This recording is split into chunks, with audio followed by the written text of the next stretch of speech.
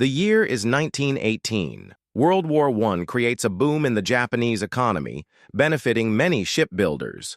One such family that prospered was the Shinonome family. However, the family head never had a son, so they struggled deciding on their successor. During a business trip, he noticed a hard-working man called Takashima Shiru.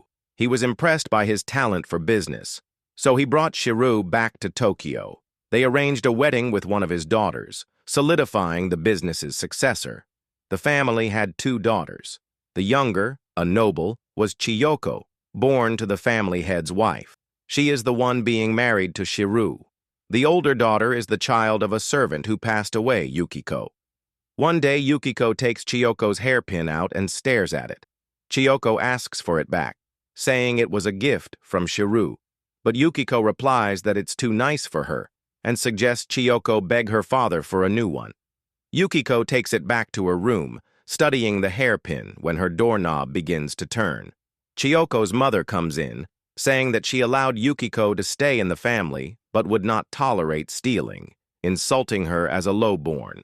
She starts searching the room for Chiyoko's hairpin. Yukiko says nobles are different kinds of people for barging into others' rooms to search for their belongings.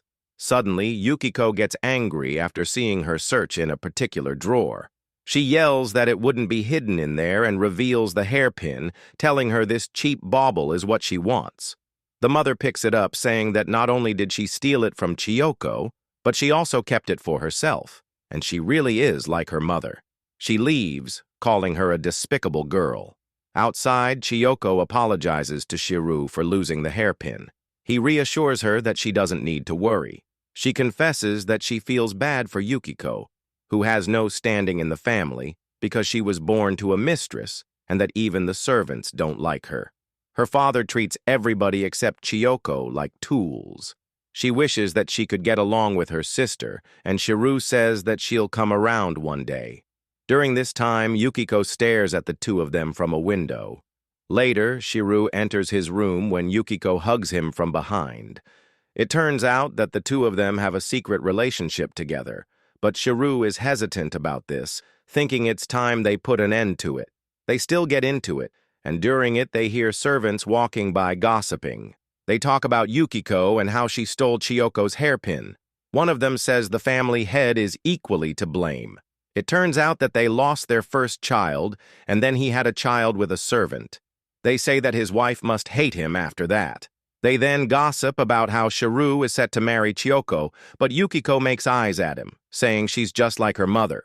They say how she dropped out of school and then mention how Chiyoko has been hanging out with an actor. Yukiko wants the two of them to have a child, but Shiru denies that, saying it's not a good idea. She hates the family and wishes it would crumble. She asks him if he thinks she's just like her mother, but he can't say because he never met her. He feeds her some chocolate, saying it's a new treat. She likes it and turns away blushing. They do Doujin things again, and he asks her if she remembers a hairpin with a glass bead, but she says no. In a flashback, Yukiko and Chiyoko are wearing matching kimonos, but Yukiko protests that she wants a different one. The parents say that they need to be matching when introducing their children and put an end to her arguing. She's mad that they put Chiyoko first, and all of her clothes are hand-me-downs. Shiru notices this and gives her a gift. It's a hairpin with a glass bead, and he says there's only one like it in the whole world. But because he's an amateur glassblower, there's air stuck inside the glass, so it's fragile. Yukiko cherishes the gift and later is on her way to thank him. She finds him and her father in a room where they're discussing if the room for Chiyoko looks good. The father mentions that he is free to enter and leave as he pleases. Explaining that the Shinonome family has no heir, he proposes that Shiru marry her. Yukiko, overhearing this, drops the hairpin and the glass bead breaks. She picks it up and hears Shiru accept. She clutches the broken glass bead and her hand begins to bleed. In the present, she asks Shiru if he'll go to hell with her, and it ends with the possibility of them conceiving a child. Yukiko dreams about having a family with Shiru, and when waking up, Shiru asks her when her last cycle happened. She has no idea what he's talking about, and it turns out that she was born with the inability to have children. It was inherent, so there's no form of treatment, and it turns out nobody ever told her. She crashes out in her room and pulls out the hairpin that Shiru gave her from the same drawer her mother tried to search earlier. She cries, saying that Shiru is all she has. Later, the family head is arguing with someone else.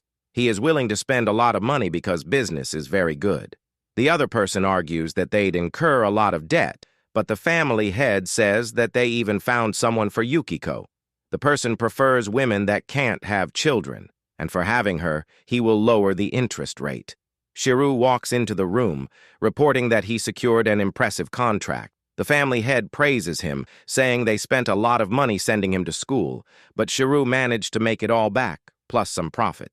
He looks up to Yukiko's room and thinks about how, since learning she can't have children, she hasn't come out of her room.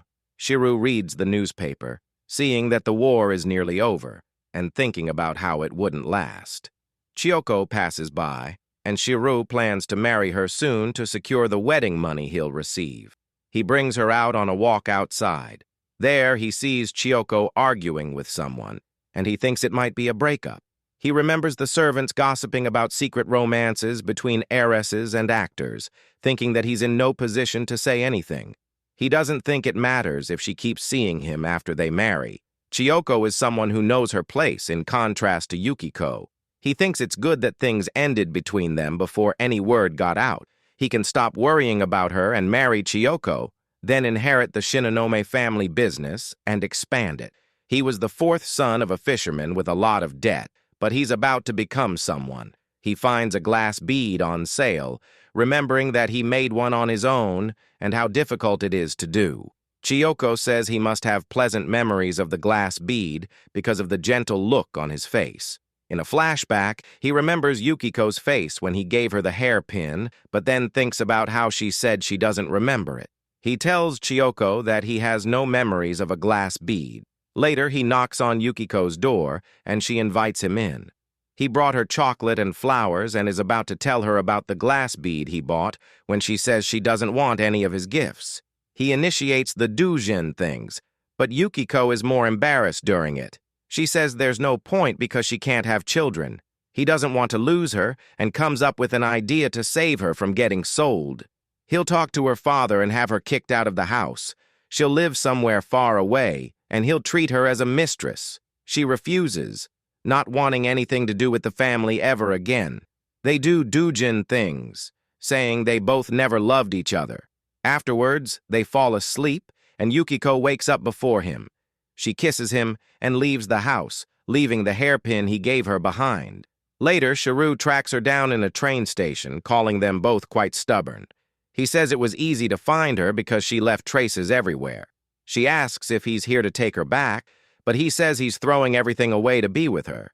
He says he loves her, saying he'll make any number of glass beads for her. He proposes that they go to his hometown and adopt children, as long as she's there with him. He realizes that she's crying and hugs her. In the news, the Shinonome family crumbled, and both daughters eloped. Chiyoko ended up running away with the actor she was rumored to be hanging out with. After lying low, Shiru and Yukiko traveled around the country. Being a jack of all trades, he was able to find work. They end up at a canal because he was invited to the completion ceremony. He holds out his hand for Yukiko to grab, and that's the end of the Doujin. The name is Chipped Glass by Tamabon.